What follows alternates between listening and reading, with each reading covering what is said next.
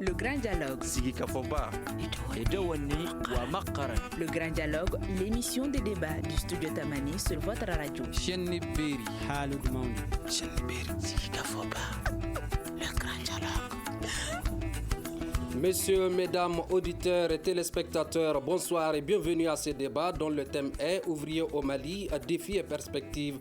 Comment se porte le secteur des ouvriers au Mali? À quoi ressemble la vie d'un ouvrier au Mali? La profession est-elle rentable?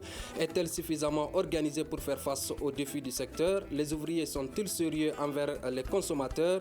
Pour répondre à ces questions, nous avons trois invités. Seydou Bokoum de l'Association des ouvriers du Mali. Monsieur Bokoum, bonsoir. Bonsoir. Nous avons également Cheikh Abdelkader Fofana de l'Association des consommateurs du Mali. Monsieur Fofana, bonsoir. Bonsoir. Nous avons également Modibo Mao Makalou, économiste. Monsieur Makalou, bonsoir. Bonsoir à vous. Je suis Imrana Kilo Maïga, auditeur et auditrice. Bonsoir et bienvenue. Le Grand Dialogue. Monsieur Seydou Bokoum de l'Association des ouvriers du Mali, comment se porte le secteur des ouvriers au Mali? Très mal. Comment? À savoir, aujourd'hui, l'État n'arrive pas à jouer son rôle aujourd'hui pour la promotion même du secteur des ouvriers au Mali. De deux, les ouvriers sont piétinés, très piétinés aujourd'hui au Mali. De deux, les ouvriers font correctement leur boulot, mais malheureusement, le Malien n'a pas la notion et la culture même, c'est-à-dire des produits locaux. Donc, ce qui cause énormément de problèmes aujourd'hui à ces ouvriers. On dit aussi que le secteur des ouvriers, l'État tue aujourd'hui ce secteur. 3. Les ouvriers n'ont pas de soutien au Mali, sur tous les plans. 4. L'association aujourd'hui des consommateurs du Mali ne pense même pas à ce secteur. 5. Les ouvriers sont très crédibles aussi également face aux consommateurs, face à la population. Mais au retour, c'est la population qui n'arrive pas à comprendre le mécanisme même du secteur de l'ouvrage au Mali. Donc, en dernier mot, ce secteur est très mal organisé et très mal compris, c'est-à-dire qu'au Mali.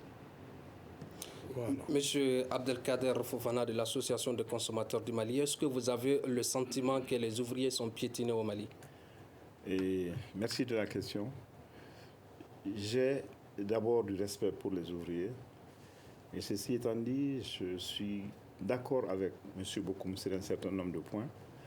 Mais je voudrais bien qu'on fasse la part des choses. Il y a des choses qui il n'a pas eu à dire.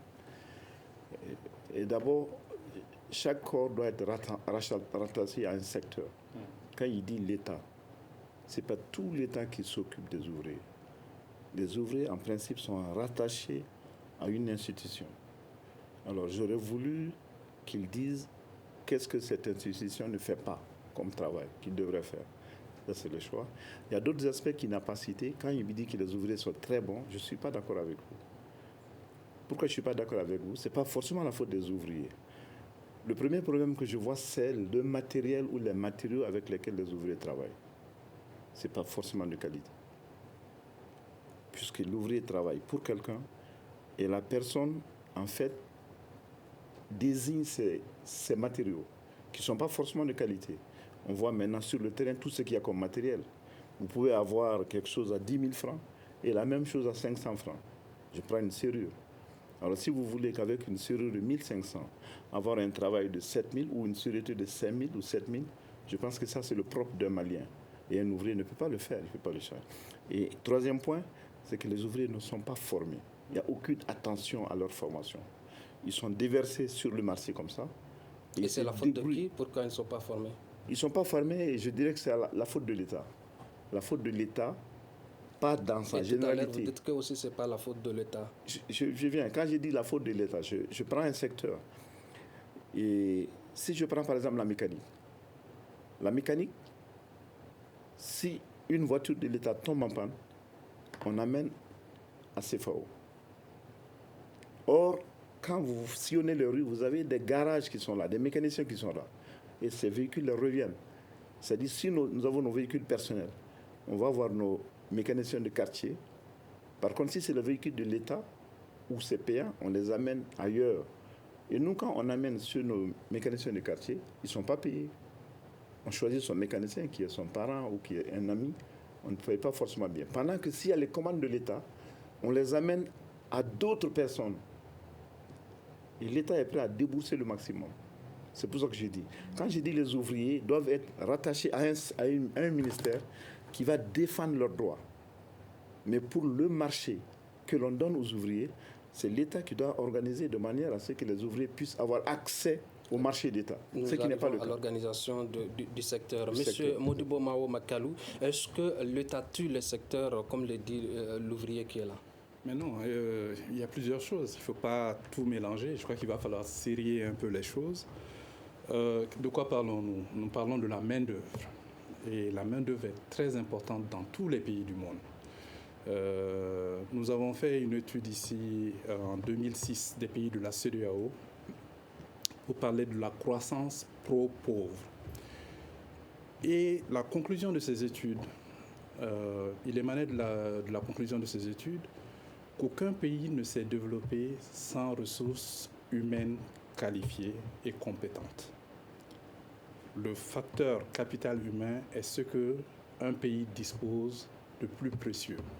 Parce que dans les facteurs de production, vous avez le capital humain, vous avez le capital physique et vous avez le capital financier. Et c'est le capital humain qui est le plus important. Maintenant, la main-d'œuvre. De quoi parlons-nous? Parlons-nous du secteur public ou du secteur privé? Moi, à mon avis, je pense qu'on parle du secteur privé. Parce que la plupart des personnes qui travaillent avec leurs mains travaillent pour elles-mêmes, sont dans le secteur privé. Secondo, est-ce que nous parlons du secteur formel ou nous parlons du secteur informel? Je pense qu'en grande partie, nous parlons du secteur informel. Parce que la plupart des gens qui soit réparent les motos, les voitures, sont maçons et autres, travaillent pour elles-mêmes. Sont-elles enregistrées ou sont-elles formellement dans des entreprises identifiées? Je pense que ça, c'est une autre question. Monsieur Fofana vient de dire à quelle corporation est rattachée la plupart des ouvriers. Cela, il y a la Fédération des artisans, mais il y a beaucoup d'autres fédérations.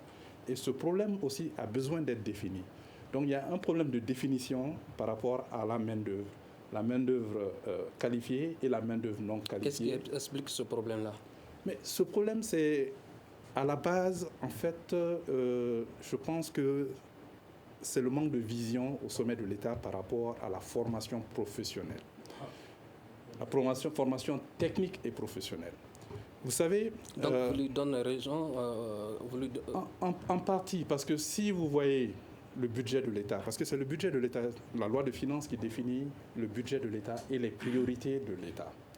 Et le secteur de l'éducation est, à mon avis, le second, si j'ai les bons chiffres, est le second budget de l'État, après la défense et la sécurité, et avant l'agriculture. Mais qu'est-ce que nous voyons? C'est l'éducation de base.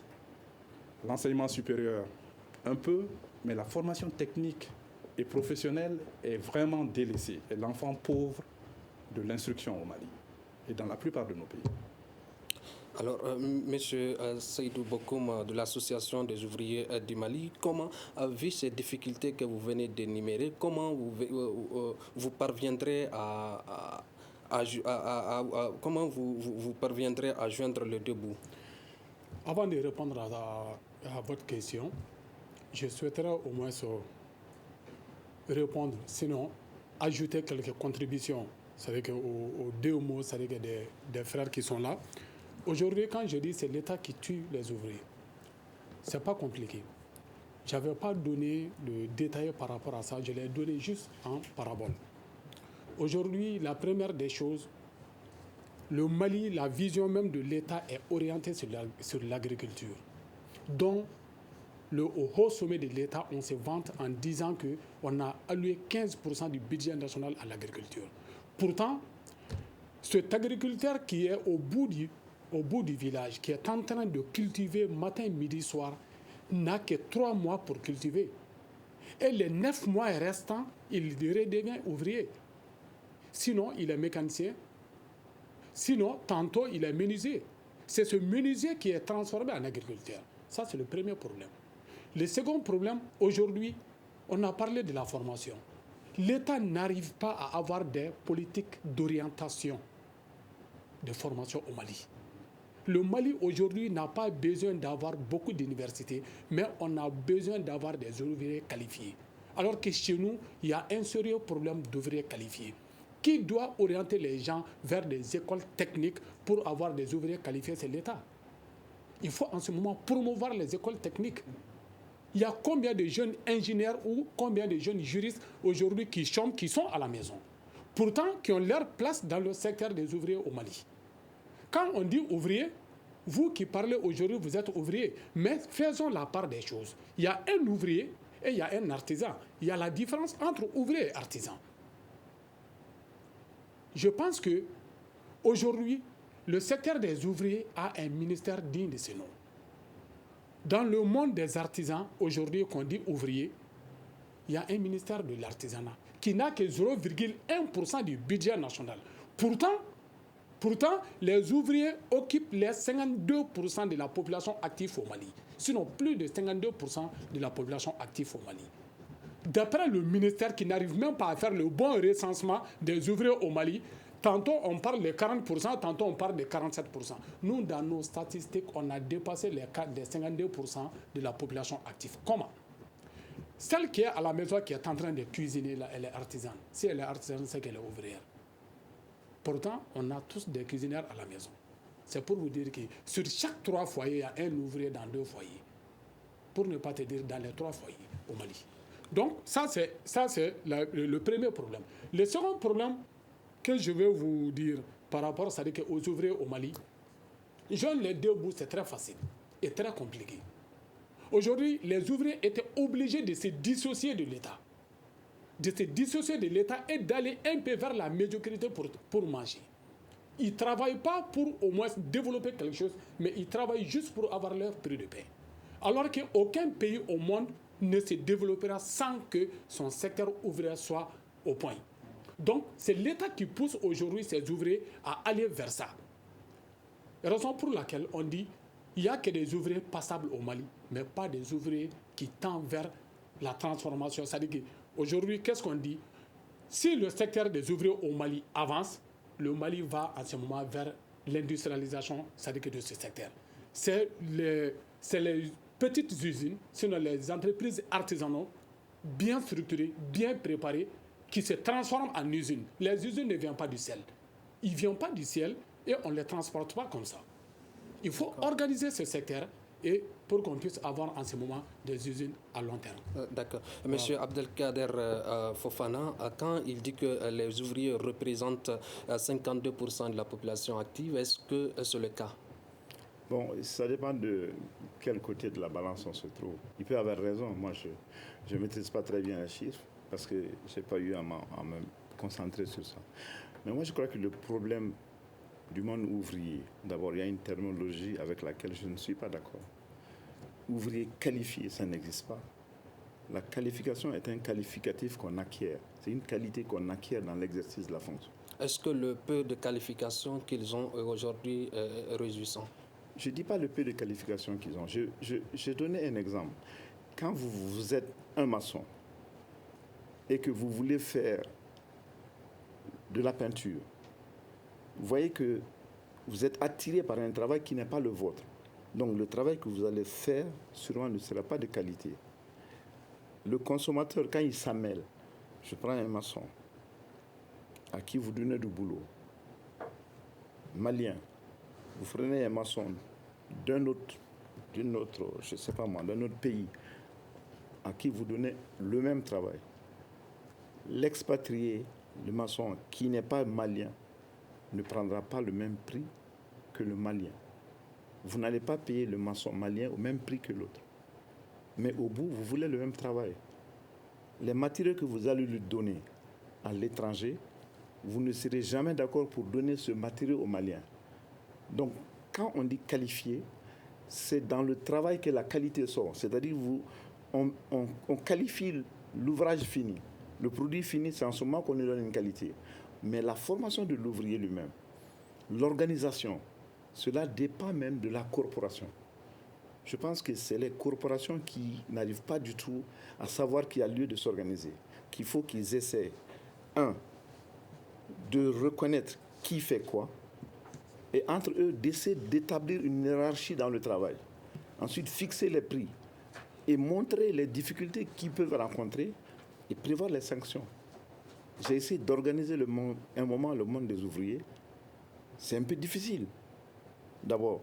Pourquoi c'est difficile? C'est très difficile. Je prends l'exemple, je suis architecte, je donne l'exemple de maçon. Vous êtes entrepreneur. Vous travaillez avec 5 maçons, des manœuvres. Une fois que le chantier est fini, vous allez trouver qu'un maçon parmi vous, ou un ouvrier parmi vous, dans un de vos prochains marchés, il sera entrepreneur. Il va soumissionner en même temps que le patron avec lequel il a eu à travailler. 3 ou 4 mois après. On ne peut pas dire qu'il est qualifié. Mais il se peut qu'on lui donne le marché parce qu'il coûte moins cher que l'autre. Donc, c'est le fait qu'il n'y a pas d'organisation dans le secteur. Alors, si vous voulez avoir un truc de qualité avec un apprenti et la même chose avec son maître, j'avoue que c'est très difficile. Mais il faut qu'eux-mêmes, ils s'asseyent au niveau de leur organisation et ils mettent de l'ordre. Cela peut passer par le ministère auquel il est rattaché ou l'institution à laquelle il est rattaché. Pourquoi? Parce que c'est à l'institution maintenant de définir la possibilité à ces ouvriers d'accéder au marché de l'État. Vous avez parlé de l'accès au marché, nous arrivons sous peu. Monsieur Modibo Mao Makalou, économiquement, est-ce que les ouvriers pèsent? Oui, ils pèsent beaucoup. Parce que, vous savez, dans nos pays, l'économie informelle est plus importante que l'économie formelle. Quand vous prenez nos statistiques macroéconomiques, c'est-à-dire nos agrégats, je pense quand que... Vous dites agrégat, ça veut dire que, par exemple, quand on prend le produit intérieur brut, c'est-à-dire la richesse de la nation, c'est l'ensemble des biens et des services qui se trouvent dans un pays donné, multipliés par leur valeur. Donc ça donne la richesse nationale. C'est ça qu'on appelle le produit intérieur brut. La richesse nationale d'un pays, c'est-à-dire tout ce qui est produit en termes de biens et services dans un pays, et multiplié par leur valeur. Donc si nous examinons bien dans notre pays actuellement, sur ce qui est recensé formellement, vous avez le secteur primaire, c'est-à-dire le développement rural, l'agriculture, l'élevage, la pêche, la cueillette, la sylviculture, pisciculture, tout cela fait environ 40%. Le secteur manufacturier, les usines et autres, font 20%. Et le secteur des services est en train d'augmenter considérablement et cela fait 40%. Mais ça, c'est en grande partie à cause des télécommunications. Mais cela comprend les transports et puis tout ceux qui travaillent pour eux-mêmes, par exemple. Le secteur privé, en grande partie, sont dans le secteur des services. Mais ce qui fait la prospérité d'une nation, c'est quand on fait des services à valeur ajoutée. Et c'est là que je rejoins mes deux collègues en disant qu'il faut faire la part des choses. Moi, j'ai travaillé dans le secteur des mines. J'ai travaillé pour Broken Hill Proprietary, qui est une compagnie australienne. C'est elle qui exploitait la mine d'or de Syama. J'ai travaillé là-bas dans le département financier. Tenez-vous bien qu'il nous est arrivé d'avoir besoin d'ouvriers spécialisés et ne pas en trouver au Mali. Dans la souderie, dans la menuiserie et dans la mécanique. Nous étions obligés d'avoir recours à la sous-région et jusqu'en Asie, jusqu'aux Philippines. Il y a des ouvriers spécialisés qui venaient pour faire un travail précis. Et si vous considérez que le secteur minier est vraiment un grand secteur de notre économie nationale, parce que c'est le premier secteur pourvoyeur de recettes d'exportation, mais il n'y a pas de service valeur ajoutée par des sociétés maliennes. On n'emploie pas assez de Maliens pour les services dans les mines. Vous dites tout à l'heure que le secteur est un secteur pourvoyeur, mais pourquoi on n'arrive pas à organiser ce secteur-là? Pourquoi l'État n'arrive pas à organiser? C'est une question de vision. C'est une question de vision. Nous avions fait une étude comparative avec le Maroc. Et le Maroc a, dans le secteur, parce qu'ils sont l'un des plus gros producteurs de phosphate, tous les services à valeur ajoutée autour des mines sont occupés par des entreprises marocaines. Mais au Mali, ici, mais même les compagnies minières ne sont même pas assurées au Mali. Elles ne sont même pas assurées au Mali, alors qu'il y a des assureurs maliens qui sont là. Tout cela dépend de la qualité des politiques publiques. Aussi, il ne faut pas oublier que nous sommes en phase d'intégration économique et qu'il y a le libre établissement et le libre exercice des professions libérales dans notre entité sous-régionale qui s'appelle l'UEMOA et de même que la CEDEAO, Union économique et monétaire ouest-africaine, les 8 pays qui ont en partage le franc CFA, et la CEDEAO, la communauté économique des États de l'Afrique de l'Ouest, qui regroupe les 15 pays qui sont en Afrique de l'Ouest. Et il y a la libre circulation des personnes, des biens, des capitaux, des facteurs de production dans ce sous-temps. C'est pour cela que nos ouvriers sont en compétition avec d'autres ouvriers. Mais est-ce que nos ouvriers sont outillés? Est-ce qu'ils sont formés? Est-ce qu'ils sont adéquatement formés? Est-ce qu'il y a une politique pour les former? Est-ce que l'État prend en charge ce secteur pour en faire un grand secteur pourvoyeur d'emploi en tout cas? Ça, c'est la question que je me pose. Alors, Monsieur Seydou Abokoum, on parle de la malorganisation du secteur des ouvriers. Pourquoi vous n'arrivez pas à vous organiser? Aujourd'hui, quand j'entends parler de la malorganisation, je me pose la question, mais comment? Il ne s'agit pas que c'est très mal organisé. Je rejette toujours la faute à l'État et aux structures fêtières en ce moment. Mais concrètement, qu'est-ce que vous faites pour que... Je suis en train de vous expliquer. J'ai dit, je rejette encore la faute à l'État et aux structures fêtières, c'est-à-dire de ses ouvriers. L'État d'une part, et maintenant aux structures fêtières, c'est-à-dire de ce monde des ouvriers qui parle, c'est-à-dire de l'artisanat.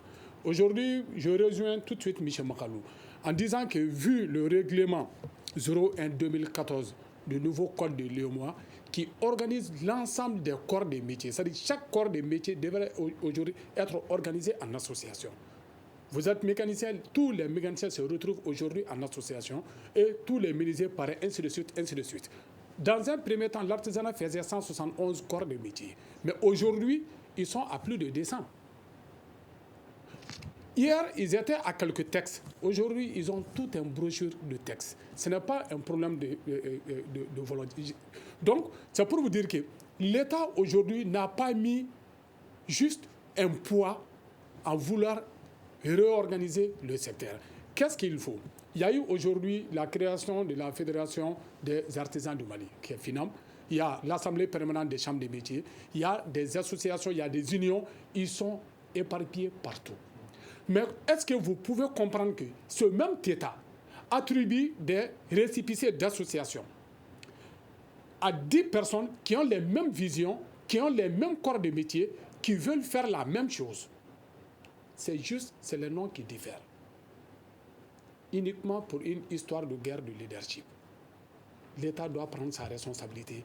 Tous les mécaniciens, l'État doit prendre sa responsabilité à gérer. Tous les mécaniciens se retrouvent dans une seule association pour qu'ils soient mieux contrôlés. Ça, c'est un. Aujourd'hui, le seul correspondant de l'État face à ses ouvriers, c'est l'APCM, l'Assemblée permanente des chambres de métiers. Aujourd'hui, qui n'arrive pas à recenser d'abord les ouvriers du début à la fin. Le recensement même des ouvriers pèse beaucoup. Est-ce que l'État a donné les moyens aujourd'hui à l'Assemblée permanente des chambres de métiers pour qu'elle arrive à mieux recenser d'abord les ouvriers? Pour organiser les gens, il faut les recenser. Mais concrètement, qu'est-ce que votre association fait pour que cela change? Aujourd'hui, nous sommes en train d'abord de sensibiliser. Sensibiliser qui? Sensibiliser tous les ouvriers. D'abord, aller se faire enregistrer auprès des structures fêtières. Un. De deux, nous sommes en train d'organiser les entreprises artisanales. Quand je dis les entreprises artisanales, à aller se faire répertorier. Un. De deux, à se conformer selon les textes de ce pays. Et troisièmement, à être plus compétitif. Est-ce que vous comprenez? Donc, une entreprise artisanale aujourd'hui recensée prouve que aujourd'hui, il est en phase de réorganisation interne. Et je vous dis également que ce secteur, l'organisation de ce secteur, nous sommes en train de discuter avec pas mal de partenaires financiers et techniques. Ces partenaires financiers et techniques, qu'est-ce que nous voulons aujourd'hui? On a dit il faut que l'État arrive à dissocier la formation professionnelle des ouvriers au ministère de la formation professionnelle et le remettre au ministère de l'artisanat. C'est l'artisan qui connaît le besoin de l'artisan. Mais ce n'est pas l'enseignant transformé en conseiller technique qui peut résoudre le problème d'un artisan. L'exemple le plus typique, vous avez beau être intelligent, si tu n'es pas allé à l'école, tu ne peux pas écrire. Ce n'est pas possible. Donc, si aujourd'hui on arrive à dissocier la formation professionnelle de ces ouvriers au ministère de la formation professionnelle et le donner au ministère de l'artisanat, co-géré par l'Assemblée permanente des chambres des métiers et les différentes chambres des métiers régionaux, vous allez voir que l'organisation et la formation de ce secteur va aller de l'avant. D'accord. Alors, monsieur Abdelkader Fofana, quand il dit qu'il y a une mobilisation en cours, est-ce que cette mobilisation pourrait changer la donne, les difficultés que vous venez d'énumérer tout à l'heure? Elle ne va pas changer du tout. Elle ne va pas changer, pourquoi? Parce que si j'ai bien compris, ou si je suis monsieur Bokoum, je pense qu'il se livre, il est en train d'amener les ouvriers vers le politique, qui ne résout jamais rien. Les associations, les organisations, c'est des mots creux. Il n'y a rien derrière. Une association ne tient que par une personne. Ce n'est pas ça l'organisation des ouvriers. Mais comment ils doivent faire? Comment ils doivent faire? Il y a mon voisin qui a dit un mot qui est extrêmement important. Ouvriers spécialisés, mais pas qualifiés. Quand ils organisent les secteurs, il y en a qui vont évoluer vers la spécialisation. C'est-à-dire, vous allez prendre un domaine, il y a quelques ouvriers qui vont se spécialiser dans ça. Et il y a des travaux qui ne seront conférés à eux. C'est ce travail de base, je ne vais pas être très long, qui n'est pas fait par les ouvriers réunis. Je ne sais pas comment... Si j'en viens à vous donner une organisation dans le domaine du bâtiment, c'est pas limitatif. Mais moi, j'ai travaillé en son temps avec le président de la Fédération nationale des artisans. Le recensement dont il parle, il est fait, mais ce n'est que du papier. Ce n'est pas l'ouvrier le papier. L'ouvrier, vous lui tendez le papier, ce n'est pas son problème. Son problème, c'est quoi? C'est le matériel avec lequel il travaille. L'organisation du travail, la définition des qualités de travaux à faire. Ce travail doit être fait, la fourchette de prix, c'est de tel truc à tel truc. Qui peut y accéder? L'organisation va leur permettre d'avoir des moyens financiers pour résoudre leurs problèmes. Mais quand il dit rattaché au ministère de l'Artisanat, le ministère de l'Artisanat peut disparaître demain. On est dans un pays où le ministère peut aller de 12 à 35. Et selon celui qui est là, le travail se définira par rapport à sa proposition. Je vous donne l'exemple que j'ai toujours décrit. Vous prenez un hôpital. À l'hôpital, vous allez mettre à la tête de l'hôpital un cardiologue. Il va sans dire que tout ce qui est traumato ne sera pas bien suivi que pour un problème cardiologique. Non, ce n'est pas ça. Il faut que les ouvriers s'asseyent.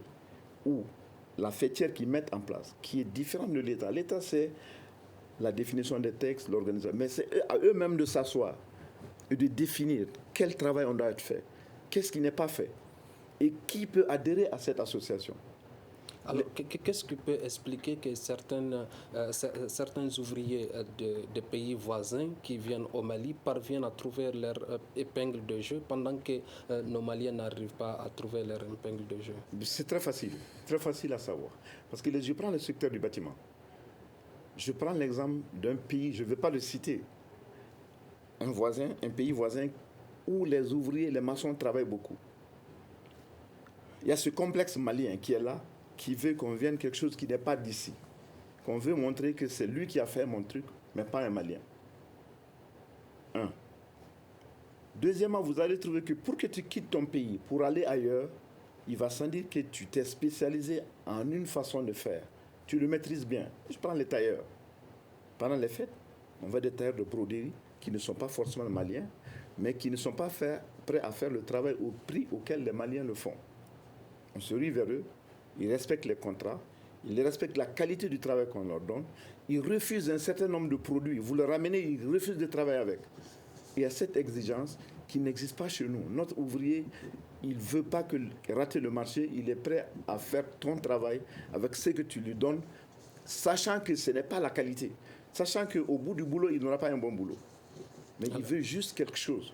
Et ce n'est pas l'État qui peut faire ça. L'État, c'est qui? C'est moi, c'est lui. L'État, je peux dire qu'il existe, mais il n'existe pas. Ce que l'État est, ce que nous en ferons. Si vous avez un ministère, si le ministère n'est pas d'accord avec vous, votre association va vous défendre avec des points que vous aurez inscrits. Alors, M. Modibo Mao Makalou, que faut-il pour que les ouvriers puissent être mieux organisés? Vous savez, moi, je pense franchement que c'est un problème, c'est une responsabilité partagée. Il y a des pays dans la sous-région anglophone où le petit cireur, il a un certificat. Il vient pas il n'apprend pas sur le tas comment cirer les chaussures. On lui montre comment on cire les chaussures, comment ça se fait correctement. Vous voyez, les coiffeurs, la même chose. Donc toutes ces personnes sont valorisées dans ce qu'elles font. Mais ici, tout le monde veut être dans un bureau. Est-ce que vous connaissez le nombre de fonctionnaires au Mali? Tout l'État ne vaut pas 140 000 fonctionnaires qui sont à la charge de l'État. Nous sommes 20 millions de Maliens. Les autres, ils vont vivre comment? Nous avons 4 millions de personnes qui vivent du coton. Ça, c'est un bon exemple. C'est une filière intégrée, la culture du coton. Mais comment ça se fait que le Mali est le premier producteur de coton? C'est parce que les cotonculteurs sont encadrés. Sont encadrés par qui? Par la CMDT. Et la CMDT, elle avait un contrat plan avec l'État. Donc l'État doit déléguer une partie de ses responsabilités à certaines organisations. Et n'oubliez pas aussi que nous sommes dans un pays maintenant libéral. Donc l'État ne peut pas tout faire. Mais par contre, l'État a la responsabilité de l'instruction. Et l'État peut déléguer certaines parties au secteur privé d'une manière ou d'une autre. Et je pense que c'est une question d'organisation et de méthode et de vision du secteur. Mais je pense qu'il faut qu'il y ait une plus grande coopération publique-privée. Moi, j'ai surtout commencé au secteur privé. Et ensuite, j'ai travaillé pour le secteur étatique, notamment à la présidence de la République. Les fonctionnaires ne trouveront pas de solutions pour le secteur privé parce qu'ils ne savent pas de quoi il s'agit. Ils ne savent pas. Il ne faut pas leur demander de faire quelque chose qu'ils ne savent pas faire. Donc il faut une plus grande coopération entre l'État et le secteur privé, basée sur les besoins exprimés par le secteur privé. Sans ça, ils n'auront pas accès au marché public? Non, les marchés publics, l'État est le premier vendeur et le premier acheteur. Le budget de l'État, c'est pour tous les Maliens, secteur public et privé. Mais c'est à l'État d'avoir... Vous savez, on parle des politiques industrielles. C'est à l'État, dans sa planification économique, qui doit déterminer quel rôle il veut faire jouer au secteur privé. Mais sincèrement, foncièrement. Parce que l'État ne peut plus faire certaines choses. L'État ne peut plus construire des usines. Ça, c'est fini, ça. Et comme l'a dit M. Bokoum, c'est petit à petit, quand les gens s'organisent, comme je l'ai dit, quand vous prenez l'histoire économique des nations, c'est petit à petit que les artisans construisent, et quand le marché devient plus grand, après, ils construisent des produits semi-finis, ensuite ils construisent des produits finis, ensuite ils exportent dans la sous-région, ensuite ils exportent à l'extérieur. Mais tout cela, c'est un processus. Mais c'est un processus que l'État doit faciliter au niveau du secteur privé. D'accord. Alors, Monsieur Bokoum, quand il y a certains consommateurs qui dénoncent l'anarque et le manque de sérieux de certains ouvriers, comme les mécaniciens, les menuisiers, les tailleurs, entre autres, comment pouvez-vous expliquer cette anarque au sein de... Bon, ça, nous pouvons dire que c'est une histoire ancienne. Tous les véhicules aujourd'hui, comme vous avez dit, mécaniciens, dans le temps, tous les véhicules qui sortaient pour aller un peu vers les pays limitrophes du Mali, aujourd'hui, on a pu avoir la solution à ça. Nos mécaniciens aujourd'hui sont très bien formés, très bien préparés, qui peuvent aujourd'hui répondre à ce besoin. Mais qu'est-ce qui se passe au Mali dans ce secteur? S'il s'agit d'aller s'endetter, on reconnaît la valeur de nos mécaniciens. Parce que ces jours, tu n'as pas d'argent, tu es obligé d'aller recourir au service de ce mécanicien. Mais s'il s'agit aujourd'hui de dépenser, on connaît les grandes structures qui sont installées au Mali. Donc, il y a encore une question de complexe. Le Malien est de nature complexée, en disant que j'ai transporté ma voiture de tel pays à tel pays. Aujourd'hui, il y a eu trop de modules de formation aujourd'hui qui ont été... Il y a eu tellement de mécaniciens bien formés aujourd'hui au Mali qu'on ne peut même pas connaître le nombre. Donc, ce n'est pas le mécanicien, que ce soit les mécaniciens, les menuisiers et autres, il y a tellement de produits aujourd'hui sur le marché qui n'attendent que les clients qu'on ne peut même pas en compter. Est-ce que ce produit-là, le secteur est-il protégé? Bon, protégé, quand je dis protégé, on ne va pas continuer à dire l'État.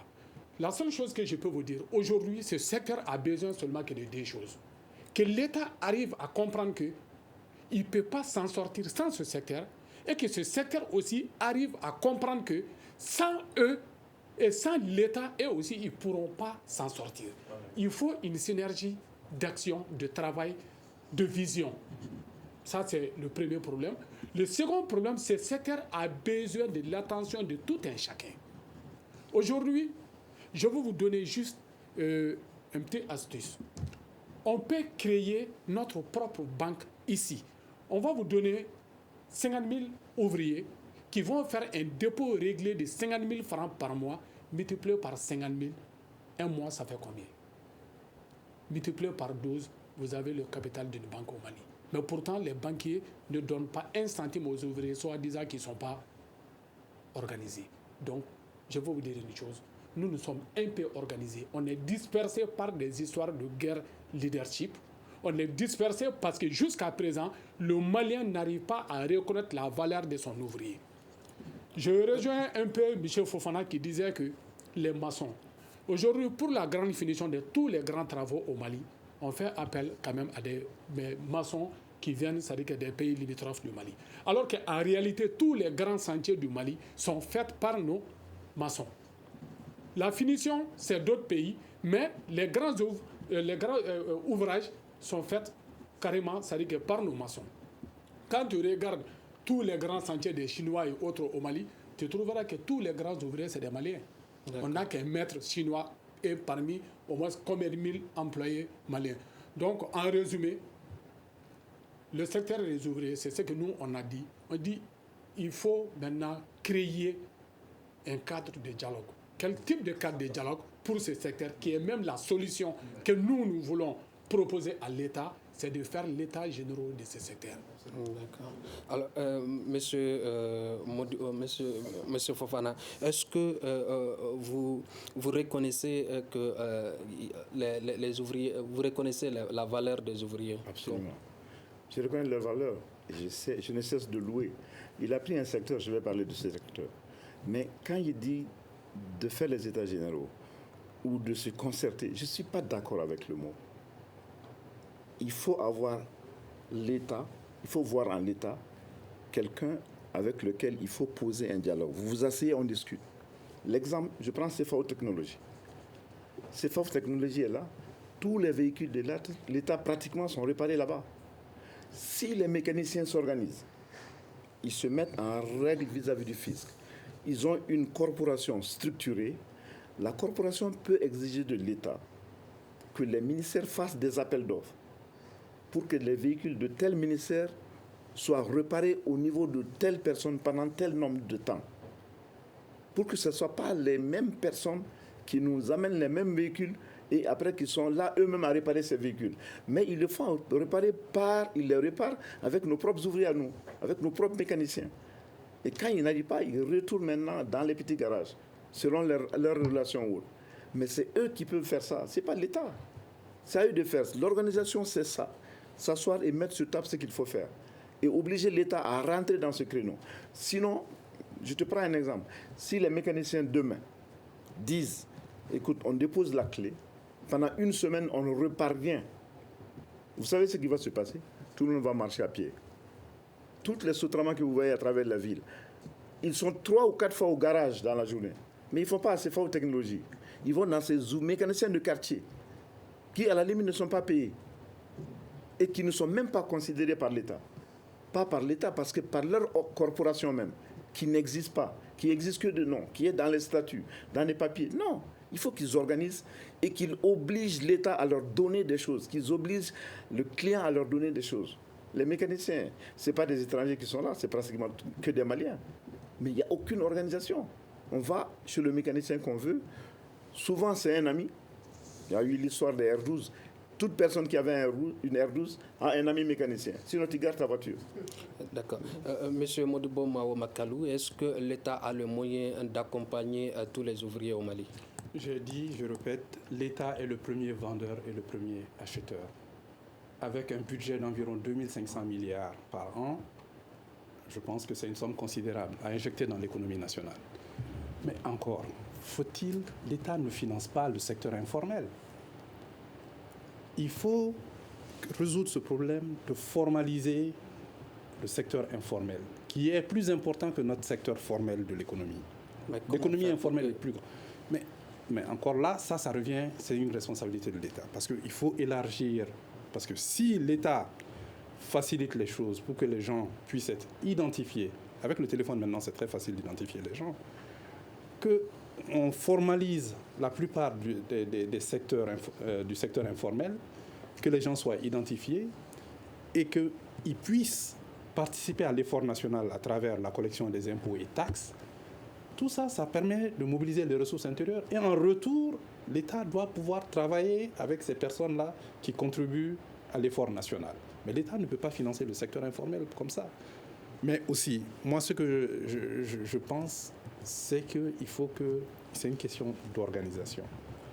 Plus on est organisé, plus on a un pouvoir dans une société démocratique.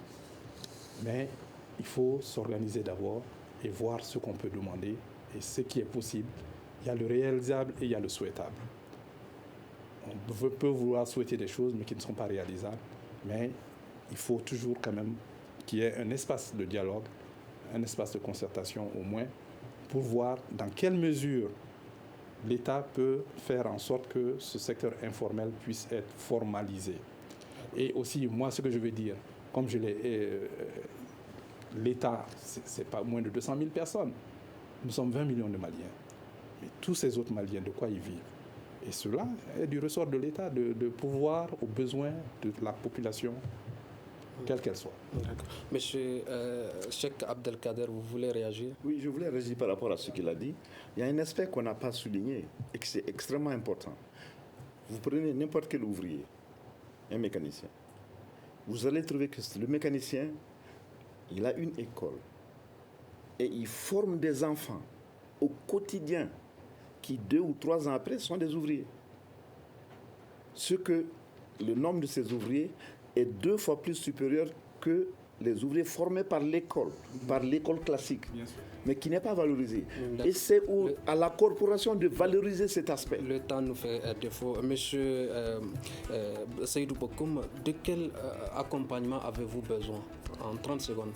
En 30 secondes, on a besoin d'abord de la formation, que l'État soit le premier consommateur de nos produits et que l'ensemble des Maliens soient les premiers consommateurs de nos produits locaux et aussi qu'on soit considéré tel qu'on est. C'est-à-dire qu'un ouvrier restera toujours un ouvrier car au Mali, tant que l'État ne nous considère pas, nous allons toujours rester ouvriers. Merci. Un ouvrier reste un ouvrier. C'est ce qui met fin à ce débat qui a porté sur les défis et perspectives des ouvriers du Mali. Nous étions avec Seydou Bokoum de l'Association des ouvriers du Mali, Cheikh Abdelkader Fofana de l'Association des consommateurs du Mali, Modibo Mao Makalou, économiste. À la mise en onde de régie vidéo, Salim Diouara et Gagny Kanté. Ce débat a été réalisé et coordonné par Mohamedou Touré et à la présentation Imrana Kilomaïga. À demain pour un autre débat. Le Grand Dialogue. Le Grand Dialogue, l'émission des débats du studio Tamani sur votre radio.